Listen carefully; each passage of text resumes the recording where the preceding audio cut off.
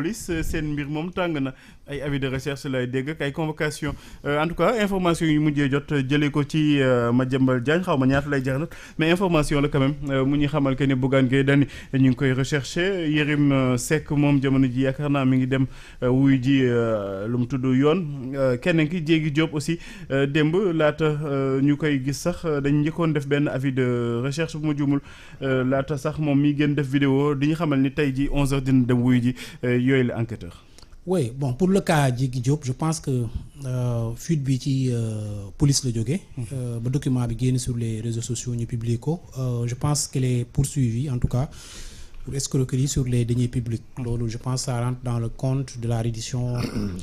reddition des comptes bi nga xamante ni annoncé nañ ko temps yi yëpp. donc elle a fait une vidéo démb di leeral ni moom dawul et puis et tout. waxoon nañ nag tey jii ci 11h. dafay dem wuy ji foofu nga xamante ni mooy division des investigations criminelles. pour les deux autres cas comme ni nga ko waxee fi information bi jógee tuuti rek moo ma xaw a jaaxal mooy ci kooku nga tudd ni moom moo joxe information bi. donc comme amaguma ci nag vraiment certification ak lu ma leer ak lan lañ leen di toppee aussi. parce que loolu foog ñu xam ko balaa ñu ci mën a prononcé wu soo convoqué Cheikh Yérim ku mel ni Cheikh Yérim Seck nga xamante ni dafa am habitude di def ay sorties ci médias yi. nga convoqué tamit ku mel ni nga xamante ni Bougane Gueye Dany keroog organiser fi benn point de presse après déclaration bi nga xamante ni gouvernement bi def na ko mu yëkkati ci ay kàddu quand même yu xaw a ñagas teg ko ci ay membres du gouvernement bi surtout membres dirigeants yi muy président Bassirou Diomaye Faye ak Ousmane Sonko ak ministres yi nga xamante ni ñoom la toogandool foofu mun ngaa xalaat ni peut-être ci kàddu yooyu la autorités yi sukkandiku ba convoqué ko mais en tout cas de cause foog ñu xam rek lan mooy motivation convocation yooyu bu fekkee ni convocation yi am na parce que tweet bi ma jot a lire sànq ci kooku ngay tudd dafa ni police ñëw na ci bureau am yooyu di ko wër fekk na moom gisuñu ko. alors que voilà loolu xaw na ma jaaxal tuuti parce que Bougane Gueye Dany nekkul pour man koo xamante ni dafay làkkatu quand même.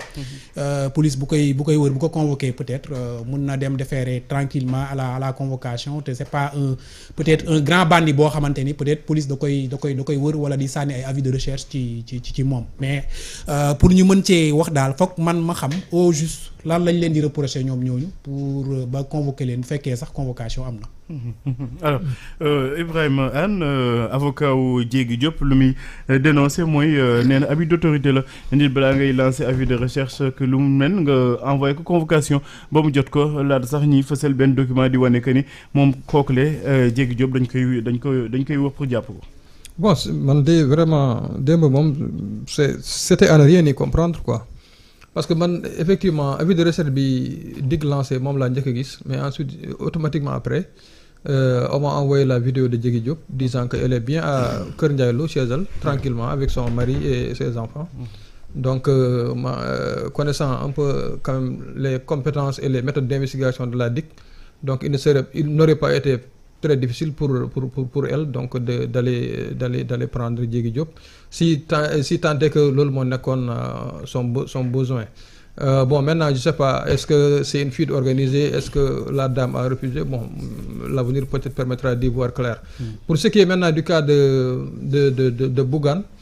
bon je crois que déclaration yi muy def nii bon jusque-là c'est à inscrire peut-être dans un cadre politique quoi waaw depuis le début dara mu sedd à chaque fois que les nouvelles autorités ont fait benn point de presse wala def benn acte donc automatiquement après il a réagi bon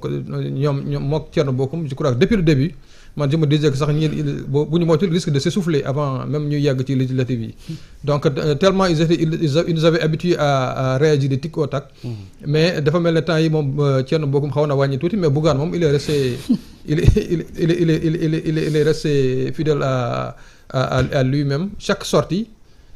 avec son répondant boo xam ne moom da koy génne sur sa télé wala génne ko def communiqué génne ko dans les journaux. Je crois savoir que ça doit être lié peut-être à la garde à vue d'un de ses chroniqueurs du nom de Kader Dia. Peut-être que man loolu la gën a yaakaar quoi plutôt que cette déclaration politique. waaw donc l'autre chose beneen bi boobu moom maa ngi koy doog a yëg fii booy concernant Cheikh Yérim Seck donc mais en tout cas de cause bon je pense que de part et d'autre daal il faut que ñu xaw a tempérer un peu ñu xaw a wàññi un peu la température politique quoi vraiment loolu jaru ko autant harcèlement contre les journalistes bi jaru ko, autant aussi journalistes yi aussi di tirer à tout va sur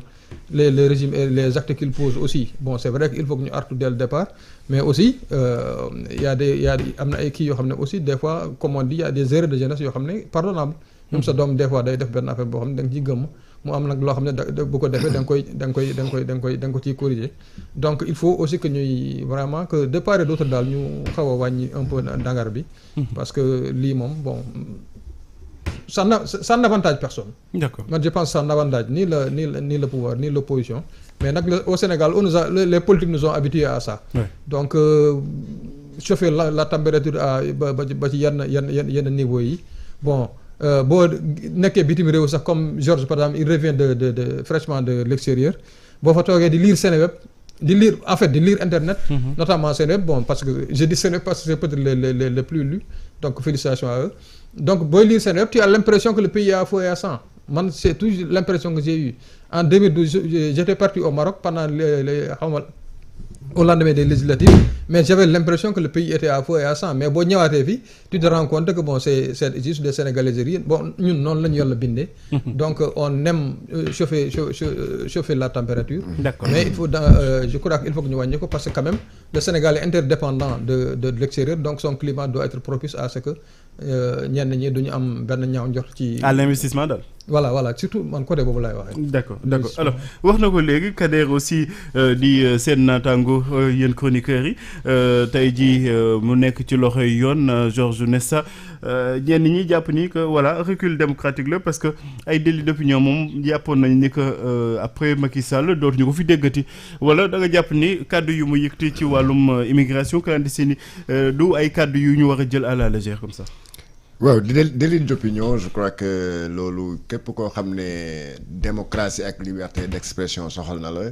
boo déggee yi ne mel da nga ko war a dénoncer parce que je ne pense pas qu'on puisse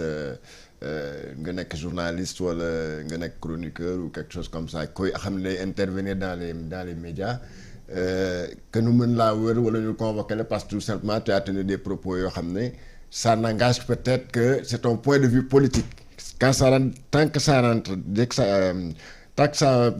mu ngi nekk si dans le cadre politique yaakaar naa ku nekk on est tous des citoyens on a tous notre opinion et les opinions doivent pas être forcément les mêmes. Loolu moom nañ ko nangu. Par contre ku ñu convoqué pour une affaire boo xam ne ça n'a peut-être rien de politique parce que Kader boobu dégg naa lu mu wax. te xam naa bon lu muy wax noonu ça n'a certainement rien de politique parce que boo accuser des forces de l'ordre comme étant corrompus ou bien ayant joué di nekk ñoo xam ne sax dañuy encourager l'immigration clandestine par ceci ou par cela loolu ça n'a rien de politique il faut que nga teg ay preuves ci table bi comme ça bu fekkee ne jar na ñu sanctionner ñooñu ñu sanctionner leen loolu am na maintenant pour revenir maintenant à cette machine judiciaire qui s'emballe en tout cas qui semble s'emballer je crois qu'il faut éviter li ma bëgg a tuddee la théâtralisation de la chose théâtralisation mooy lan mooy que mu dem ba banaliser en tout cas ces auditions là ou bien ces convocations là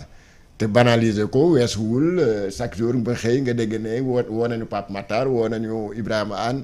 alors que wala Georges Nesta wala waaye Georges Nesta bon de toute façon je touche du bois pour l'instant xanaa d'accord léegi pour les autres tu touches pas du bois. waaw bon bref donc am na si yoo xam ne par exemple quand j'ai vu la convocation ou bien l'avis de recherche lu ñu def la dame la Diégui man je n'en croyais pas mes yeux parce que dem noonu non mais kooku quand même ak xarañteef suñu police nationale ñëpp xam nañ ko du ñu toog di wër koo xam ne 5 minutes après elle va démentir bu dee que man maa ngi fii suma kër ci sama njaboot. Ensuite, tu retrouves comme ça ces données personnelles sur la place publique, turu yaayam, turu papam, son adresse, sa date de naissance, son numéro de pièce d'identité, c'est pas bien. Donc, je suis sûr que c'est pas la police moo dem joxe information yooyu. C'est pas la police qui a mis ça sur la place publique. Donc, c'est des gens mal intentionnés ñoo ko jël dugal ko dans les réseaux sociaux. Et ça, ce n'est pas bien. Parce que la police je sais que la police xanaa buy recherche koo xam ne mu ngi fii biir Sénégal génnoo frontière bi am na nu mu koy defee bay ñëw jël si la sa kër moo tax bi ma gisee léegi ñu ne Bougane Gueye Dany recherché aussi par la DIC mais non ça c'est pas vrai. Bougane apparemment sax boo gisee ses sorties da ngay war a jàpp ne kii daa bëgg sax ñu chaque jour daa bëgg mu ngi ñaan yàlla bu julee ne tey daal bëgguma fanaan suma kër parce que da koy def du maye dara noir ba mu teg voilà du maye dara depuis lors nag même boo cité wul turam mu génn parce que keroog bu mu defee sa conférence de presse il n'a jamais été cité dans la conférence de presse du premier ministre déggul ministre de la justice wax waxam déggul kenn wax waxam malgré tout il a bien organisé bàyyi ba ñu def conférence de presse moom tamit mu def conférence presse am pour tontu parce que il effectivement répondait te boobu ba léegi déggoo ñu convoqué ko donc tel ku mel noonu xam naa peut-être c'est des gens aussi mal intentionnés ñooy wër dans les réseaux sociaux naan Bougane recherché par la DIC mais xam naa ne Bougane comme ni ko xam aan moo ko xam ne kii je ne pense pas que mu nekk quelqu'un boo xam ne il va se terrer parce que tout simplement il a reçu une convocation au contraire il risque d'organiser même une conférence de presse wala mu woo adduna bi yëpp ne leen kaay leen gunge ma fële DIC dañu woo kooku moom ci xam naa ko parce que mu def c'est pas la première fois mu ñu convoqué ko mu dem foofu et dans ces conditions là maintenant le cas de Yérim cybercriminalité bi ma ko déggee rek ma xam ne lii c'est pas une reddition de compte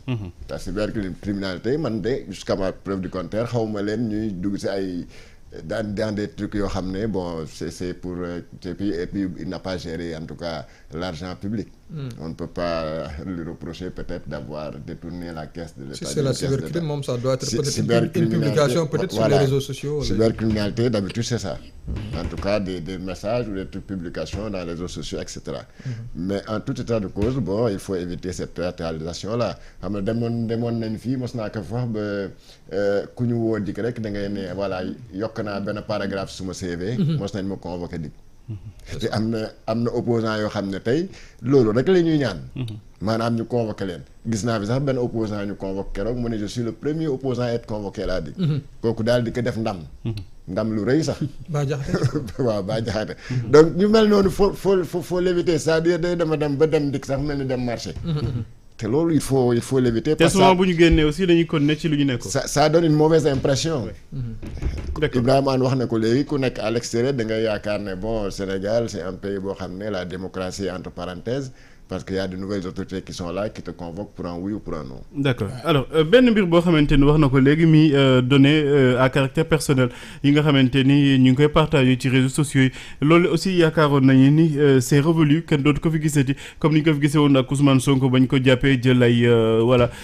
yenn pièces am yi di ko mettre sur réseaux sociaux yi kii ñu convocation boobu ci diggante takk der yi la war a nekk warut a dugg ci réseaux sociaux yi bañ koy def ay statut di ko partager. bien sûr ci diggante takk der yi la war a rek et puis ñoom sax lettre bi ñu bind boo ko gisee da nga xam ni c'était pas destiné à la presse. nit ñi dañoo def ampliation ñi nga xamante yenn chef yenn section yi police yi nga xamante ni pour ñu jàppale leen que bu ñu ko gisee ñu jàpp ko donc xaw ma nan la